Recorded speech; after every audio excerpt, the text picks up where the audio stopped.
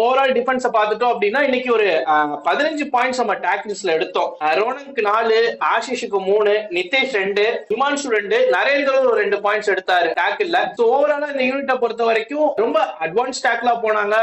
ரொம்ப தைரியமா டேக்கிள் பண்ணாங்க. தேவாங்க டேக்கிள் பண்ணதா இருக்கட்டும், சுஷில டேக்கிள் பண்ணதா இருக்கட்டும். என்ன பொறுத்த வரைக்கும் இந்த யூனிட் எப்படி இருக்கு அப்படின்னு பாத்துட்டீங்கன்னா இன்னைக்கு ஒரு கன்வின்சிங்கா இருக்கு. பட் கொஞ்சம் பயமா இருக்கு அப்படின்னே சொல்லலாம். ஏன்னா மிட் லைனுக்கு ரொம்ப பக்கத்துல போய் டேக்கிள் பண்ணாங்க, அட்வான்ஸ் டேக்கிள் பண்ணாங்க அப்படிங்கும் போது உங்களுக்கு எப்படி இருக்கு இந்த defence unit? Tamil Thalaivas defence வந்து இப்பதான் வந்து முடிச்ச மாதிரி எனக்கு தெரியுது. இதுதான் தமிழ் தலைவாஸோட டிஃபென்ஸ், இப்படிதான் ஆடும். இந்த மாதிரி அட்வான்ஸ் டேக்கிள் எல்லாம் இழுத்து பிடிச்சி ஆடும். ஆனா பாக்குற நமக்கு பக்கு பக்குன்னு தான் இருக்கும். ஐயோ மொத்தமா போயிட போதேன்னு. ஆனா தமிழ் தலைவாசி இந்த மாதிரிதான் இழுத்து பிடிச்சி டேக்கிள் பண்ண, நான் சொன்னல ஒரு அக்ரெசிவ் இன்டென்ட்னு, அதை வந்து நம்ம டிஃபென்ஸ் எடுத்துன்னு வந்து காட்டியிருக்கிறாங்க. அக்ரெசிவா போறேன், என்ன நடக்குதோ பாத்துக்கலாம். தேவங்கெல்லாம் வந்து அந்த மாதிரி ஒரு டேக்கிள் வந்து மிட் லைன் கிட்ட வந்து நிதிஷ்குமார் பேக்ஹோல்டு போடுறாருங்க. அதெல்லாம் வந்து ஒரு அக்ரெசிவ் இன்டென்ட்டை தான் காட்டுது.